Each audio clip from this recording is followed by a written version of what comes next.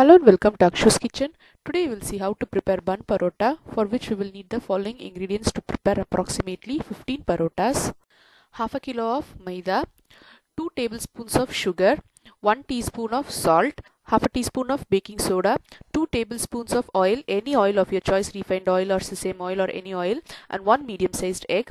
First, in a large bowl, I am going to combine all the ingredients together: the maida, the sugar, baking soda, salt, and also the 2 tablespoons of oil and the 1 medium sized egg, and combine all these ingredients well together so that they get mixed up evenly and all the ingredients get distributed thoroughly.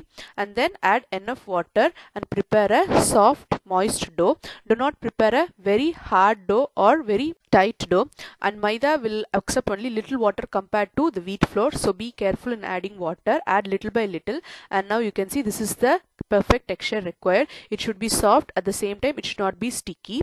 Now I am going to roll it into small sized dough balls and allow it to ferment for about 2 to 3 hours. Just squeeze a small ball out of your thumb and forefinger and you will get a proper shaped dough without any cracks or opening in the dough. So just squeeze it through your thumb and forefinger and continue it until all the balls are ready, and keep it in a tray separately. Make sure to grease the pan a little so that it does not stick to the tray.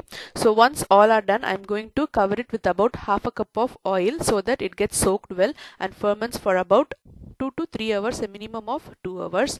Now cover it with a cling film or a aluminium foil and let it sit for about 2 hours.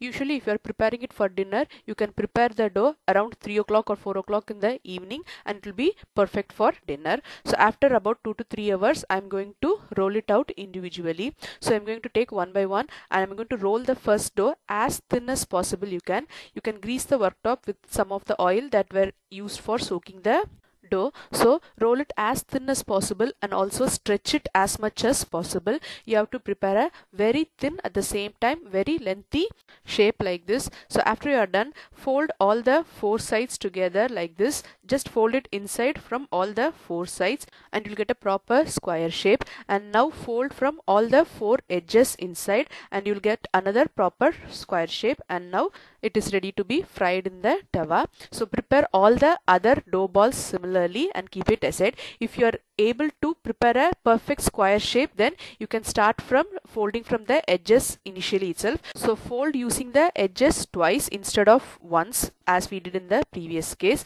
So whichever is convenient to you, you can choose the method and prepare all the other dough balls and keep them aside ready.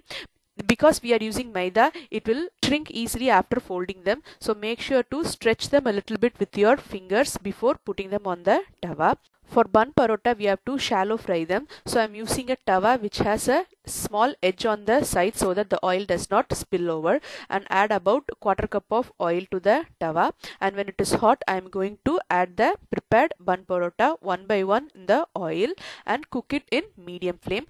Again, make sure to stretch them a little bit before adding them because it will shrink very much after folding. So you can place about 4 to 5 in the tawa according to the size of the tawa and size of your parotta, and cook it in medium flame for about a minute or 2 on one side until it is golden brown in color, and then flip it over to the next side and cook for another minute or 2. Make sure not to maintain a high flame because as we are shallow frying it, it will get colored up very quickly, but inside it will be uncooked. So to get it cooked thoroughly, maintain a medium flame, and when it is golden brown on both the sides, bun parotta is ready. You can take it out of the pan and serve with any curry of your choice. This really goes well with the parotta salna. The recipe you can find in Akshu's Kitchen channel on YouTube.